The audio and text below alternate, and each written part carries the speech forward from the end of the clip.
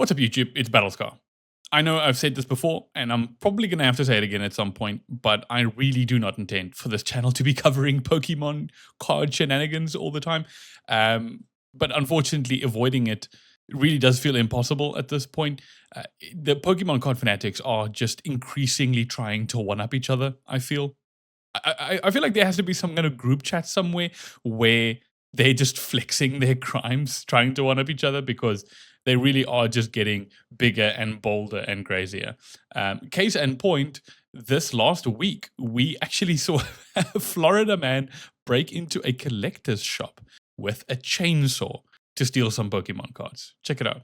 Out of the video you'll only see on WPBF 25 News. The Palm Beach County Sheriff's Office says the man crawling through that window broke in to a Lake Park card and collectible shop to steal more than $10,000 in merchandise. Surprise, how he broke in with a chainsaw and what he stole that was worth so much money. Aria Height has our story tonight from Lake Park.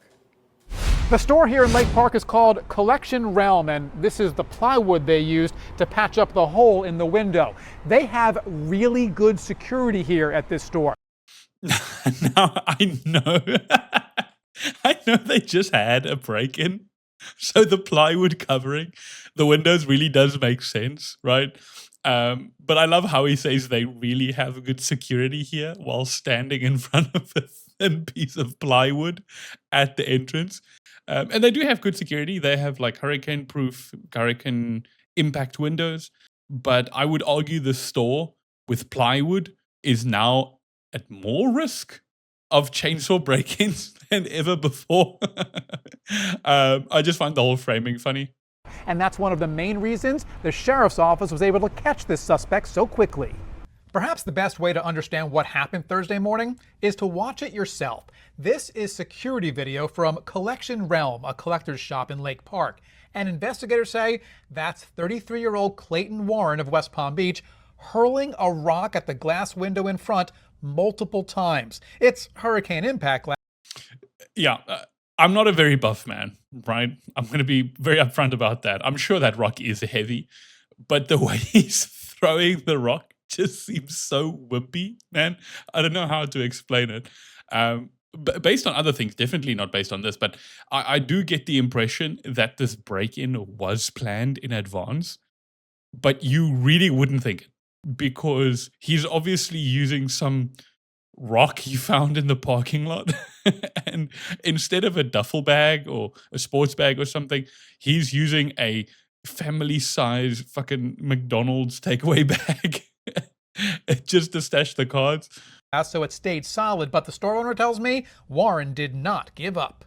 And he went home, or wherever he went, came back about an hour and a half with a chainsaw. Yep, a chainsaw, and there's video of that too. Warren has more success here and is eventually able to carve out a hole in the glass. Video from inside the store shows Warren crawling through that hole with 2 bags. Yeah, so obviously when the rock doesn't work, the next logical step is to then go get the hand chainsaw, which every Florida man has in his personal inventory, surely. And then he cuts this triangular hole, which, okay, whatever, fine. I guess it gets the job done. But I have to ask, right? Could he not have cut that hole a bit lower so he wouldn't have to crawl? So at least he could crawl like at a ground level through it instead of having to do this stripper move. I mean, seriously, it looks like he's doing one of those upside down twerking on a dude moves I've seen. He's just jackknifing against the glass. I hope there are no like poor old ladies in the parking lot to see this, because they might just die of the heart attack from the sheer debauchery on display. And then he gets to work. And just kind of walks like he knew exactly where to go. Walk back here.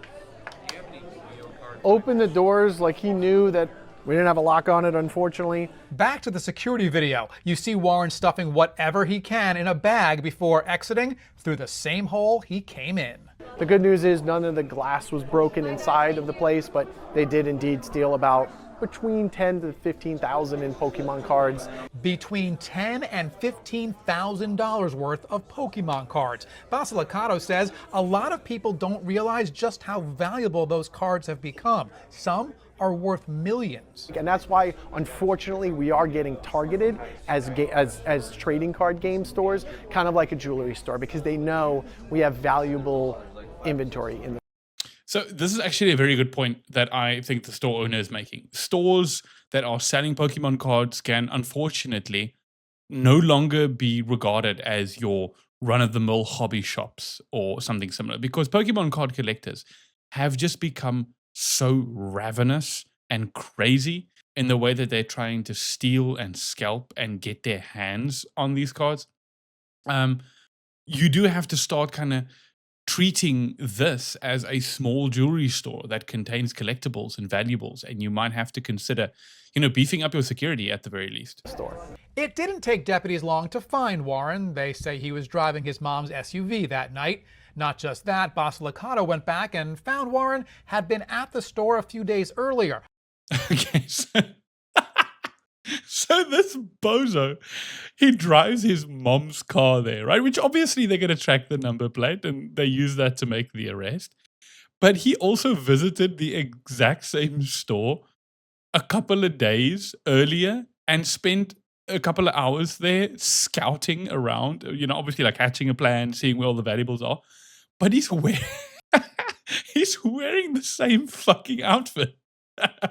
Like, dude, do you not have another outfit or a washing machine? Like, actually, maybe the need to get a new outfit might have been what drove him to his life of chainsaw and parking lot rock crime. Who knows? But I mean, you're really making it easy for people here, man. Shopped for a few hours. Warren now faces multiple felony charges. Basilicata says he. Yeah, anyway, so that's mostly the full story, right? This moron has fortunately been arrested already, and based on the loads of evidence here, it should be a speedy process to try and get him behind bars and make life safe again for our local parking lot boulders. Something that this video in particular didn't seem to mention, but I did see elsewhere, is that during the whole, chainsaw hole cutting process, he actually did manage to cut himself and leave some blood behind, which does mean that the police have strong DNA evidence linking him to the crime. So that's just obviously adding to the pile of evidence there already. And it's just crazy how these Pokemon card crime sprees are just escalating, right? I've already covered a couple of videos on this if you guys want to go check that out. But there really does seem to be just a crime spree of Pokemon card, either scalpers or stealers or robberies or fights. You name it, and you can probably find a headline with Pokemon cards attached to it. There was also this one that I didn't end up covering, but it was earlier this year where at a community kind of project or a community event at a collector shop, the whole event, everybody attending was held up at gunpoint with over $100,000 of Pokemon cards and valuables being stolen. It really is just insane. You are hearing more and more about these pretty much every other day at this point. It just doesn't end up stopping. But anyway, I thought this was a pretty interesting one, and I kind of just wanted to chat about it. Anyway, have a good one. Cheers.